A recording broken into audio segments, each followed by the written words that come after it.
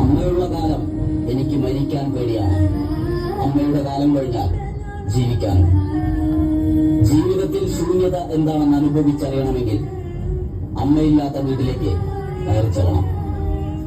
അമ്മ ഉറങ്ങുന്നത് കണ്ടിട്ടില്ലതുവരെ അമ്മ ഉണരുന്നതും ആദ്യം ഉണരുന്നതും ഒടുവിൽ ഉറങ്ങുന്നതും അമ്മയായിരുന്നു.